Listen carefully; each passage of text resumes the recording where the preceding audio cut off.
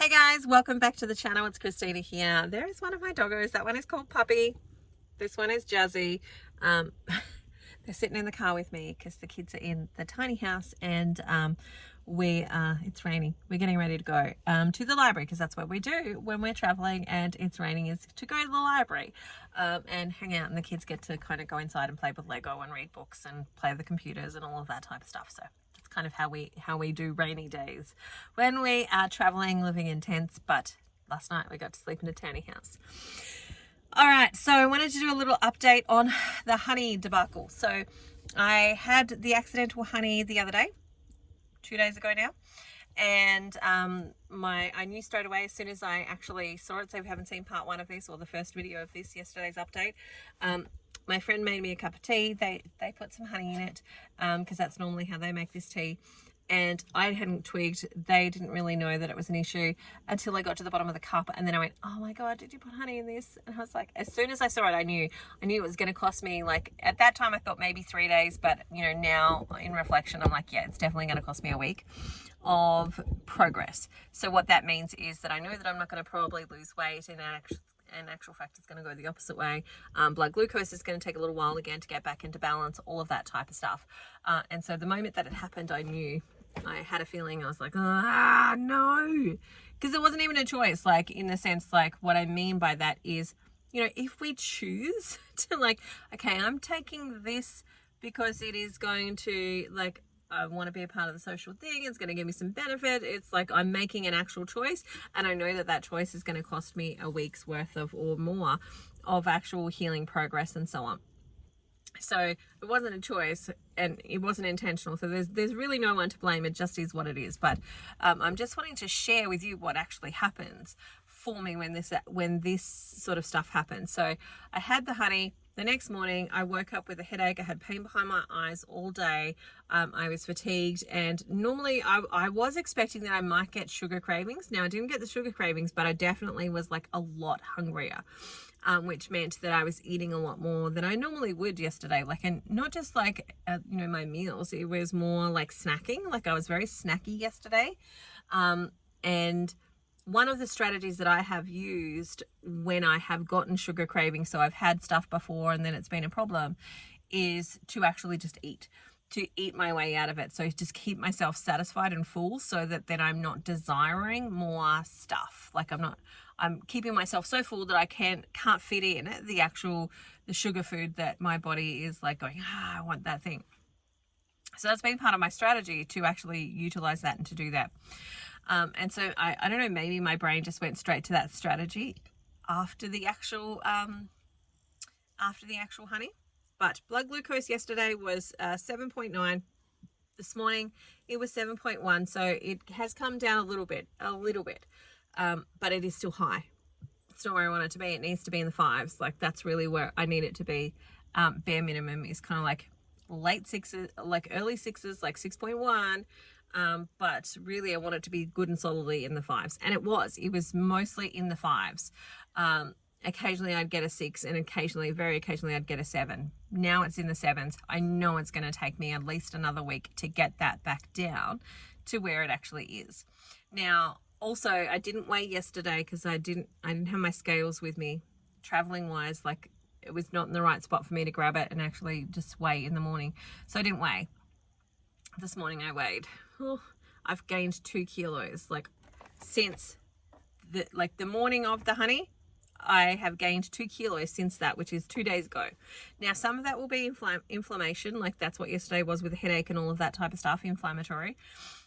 So some of that will be inflammation, and the other parts of that will be because my blood glucose is high and I'm eating like fat. Your body can only use one fuel source at a time. So carbohydrates or glucose are generally our fuel sources.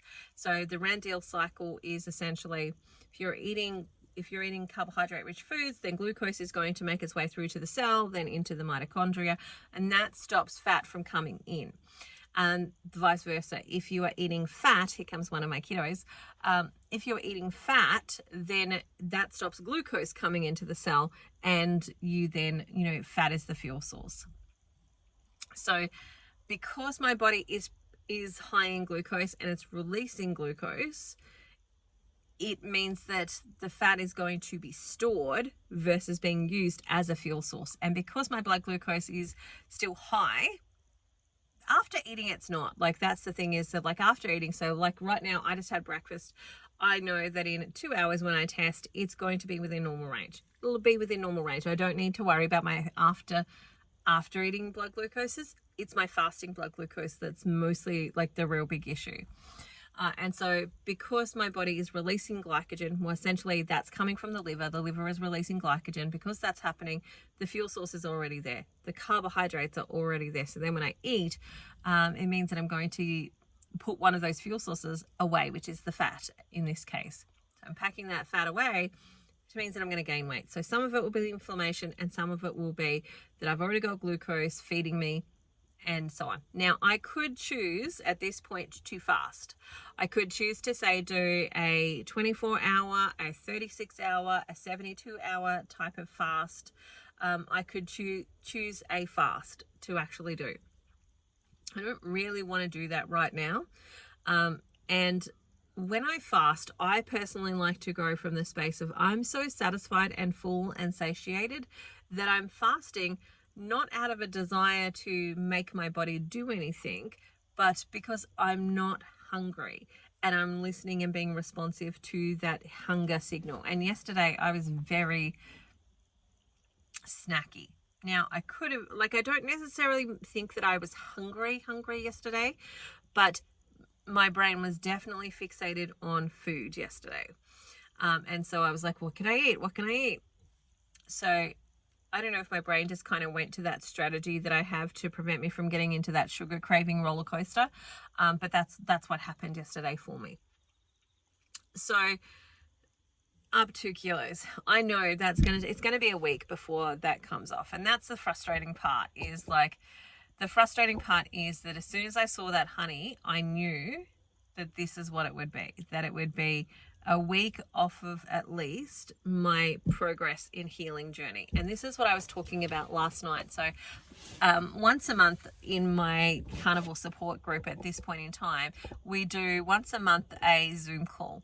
And last night's Zoom call, so generally it's broken up into 2 spaces. So the first part is where we ask all of our technical food-based questions, like what do we need to know, what do we need to do in regards to food-based stuff, and then the second part of that is the emotional stuff, where we go and we tap into, like, what are some of the emotions, what are some of the thought patterns that are coming up for you this month, what did you notice about yourself, what did you learn about yourself, what are you unpacking, what are you discovering. And there's a little bit of emotional coaching that takes place in that second part. So sometimes we might do an exercise that leads us into finding some of those things.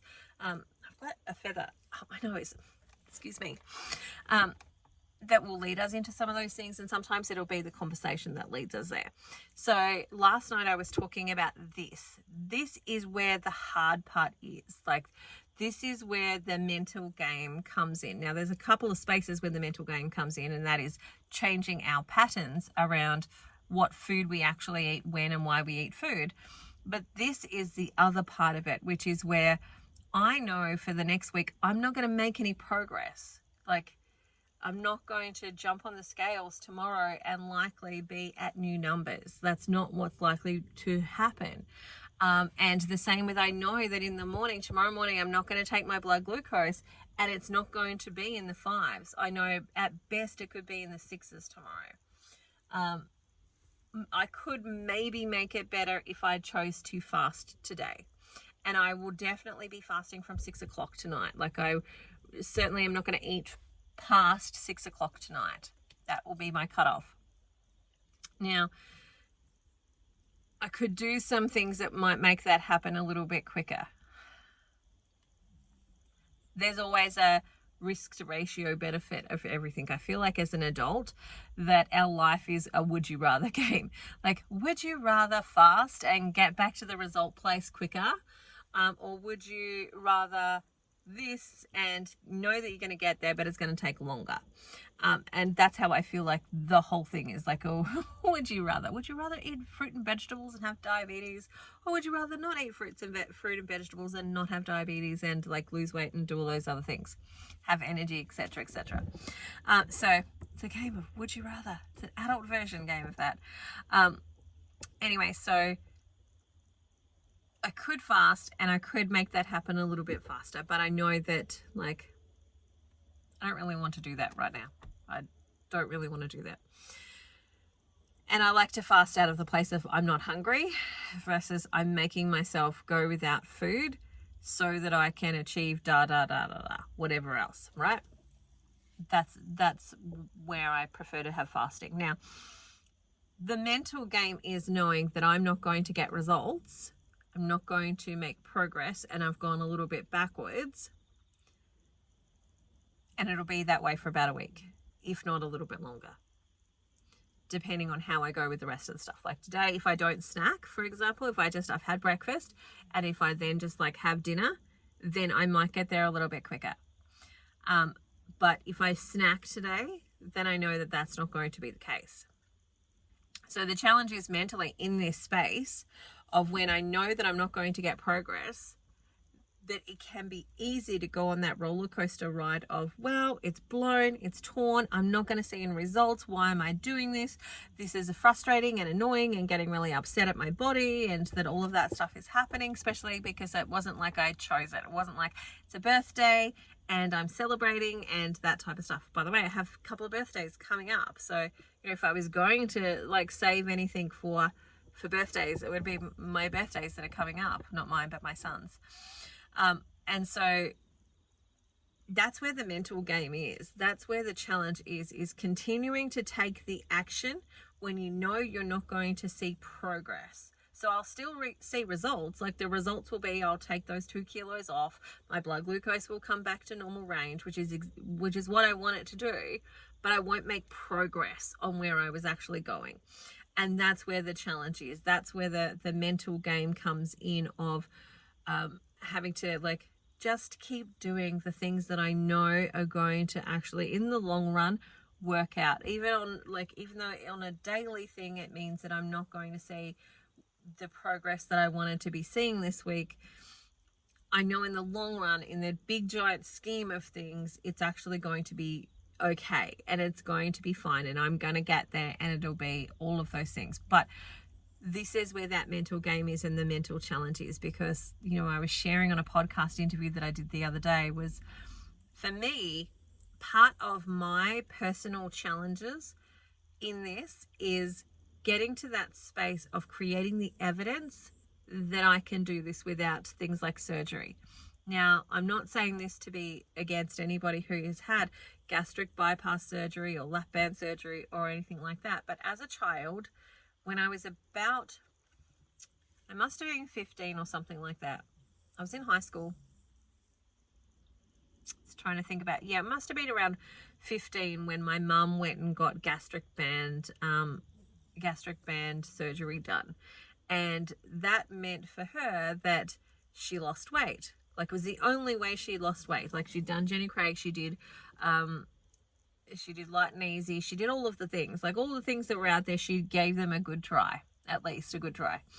And she would lose some weight, but then she would gain it back. And we all know that story, that scenario of the yo-yo dieting. Well, that was her experience. And then watching that as a teenager growing up, who also had some excess weight, not tons, but I did have excess weight as a teenager. And watching that and seeing her not be able to succeed created a mental mind block for me. And the only way she actually started to lose weight was when she went and got this surgery done. And she lost weight because she was vomiting, basically made her bulimic, right? That's essentially what happens for a lot of people, is that it basically makes you bulimic, in that you don't have much space. You can't, if you don't have, especially in the early days, you've got to have everything liquid. You've got to have your soup liquid. Everything's got to be liquid or you're going to vomit. And if you have too much of it, you're going to vomit. And so that's what she would do, is vomit all the time. We'd go to people's houses and it all became about this lap band surgery. We would go to their house for a meal, and then it would be oh, I could only have this tiny little amount. And then you would know that she would sneak off to the toilet and she would vomit. And so basically it gave her bulimia from that perspective of she would eat more and then she would vomit. And then she would lose weight because she wasn't eating much. And then she would, instead of eating healthy food, instead of using it as a tool to go, okay, I'm retraining my body, my brain, all of the things, I'm retraining those. She just went, well, I can't eat a lot of food, so I might as well eat my favorite stuff, which was chocolate bars. So like the whole bottom, you know, where most people put their vegetables and fruits, the crisper, that was full of chocolate bars at my house. That was full of like all different types of chocolate bars, and that's what she would actually eat. And that's what she lived on. And so seeing this and witnessing this as a child, I didn't want that for me. I didn't want to have to go down this pathway of surgery. But also seeing that that was the only way she succeeded in actually losing weight was to have this surgery. The rebellious part of me is like, no. It's the same as my rebellious part that was like, I'm not going to hospital, I'm not going to get on medication, I'm going to fix this with food. Like, my rebellious spirit is actually very beneficial to me sometimes, and in this case, it's, you know, my rebellious spirit is helping me like to not have surgery. And I really want to, like, part of the reason that I document my own journey is to actually demonstrate that it is possible. I'm creating the evidence that it's possible to have the weight loss and to get the healing that you want to get without having to go down the medicalized pathway. Now, that doesn't mean that you shouldn't. That doesn't mean that you don't choose those things. It means I'm creating the evidence for somebody else who wants to do it like me. And that's why I'm sharing, that's why I'm documenting like these types of things. And it's why I'm coaching and doing all of that, is to help create the evidence for other people, because the evidence wasn't there for me. The evidence wasn't there through watching my mom go through this journey. And I was sharing in this podcast interview that's been a mental mind block of mine. Like, who do I think I am? Then I can do this without medication and without surgery. And, you know, who do I think I am that all of these other people have struggled with this thing and not been able to overcome it and not being able to do blah, blah, blah and achieve it and etc. without the support of medication and, you know, surgeries and so on. And so that has been a mental mind block for me. And part of my journey is, you know, creating the evidence that it is possible. But this is where it becomes challenging, when I know that it's not going to happen, when I know for the next week everything's going to be the same. I'm not going to make any progress, and I'm not going to move the needle in any way that's meaningful for where I want to go. And so it's basically standing still. That's how it feels like. It feels like standing still instead of moving forward. And then that's where the little demons come in, like our mind demons that come in and go, see, I told you you couldn't do this. Like, this is like not something you could do. You can't have it. And that's where those challenges come in. And that is why I created my support group, essentially. It's why I created the Carnivore support group, because we all go through these things where you're not necessarily seeing it on the scales. You might be seeing it from you're losing centimeters and you're losing things and they're changing, your body's changing, you're feeling better, etc. But you're not losing it on the scales. And we've been really attached to the outcomes of the scales. And so essentially that's where that challenge is. And that's why I created the group, because we all go through these things. And it's about connecting in with other people that helps us to move through it, to stay strong in these moments where we're not going to get the progress, where we're not going to get the results that we want to be getting, where things are going to be a little bit harder and a little bit more challenging. The support group is where you can plug in and go, hey guys, I'm feeling like really crap today about this. This is not so fabulous. It's not so fun. I don't love it. I'm really frustrated. It's really challenging. And they can go, you've got this. Come and share with us. Tell us what's going through your mind. What are you feeling? What's happening? And do that. If you want to join that support group, by the way, it is christinamatthewson.com/carnivore support. I'll put the link down below. You'll find it in the show notes. But essentially, this is where the hard bit is. It's actually dealing with the mindset stuff versus just eat from like the animal products. Like that's the easy part in my perspective. The hard part is not eating anything else and the mind stuff. So that's where I'm at today. I know that it's going to probably be a week before that all comes down. I'll let you know if you're interested. Like if you're curious about what's happening for me in this, let me know in the comments section, and I will make sure that I do a follow-up video on what's happening with how my body's recovering from the honey and so on. But at the moment, I'm 2 kilos up. Blood glucose is up. It's come down a little bit. hopefully tomorrow will be another day where I see it, you know, it come back down a bit more. That would be fabulous. I'm not holding out too much hope though. We'll see what actually happens and how today goes. But yeah, that's where I'm at. The honey was not worth it. It was definitely not worth it. And I certainly would not have chosen it.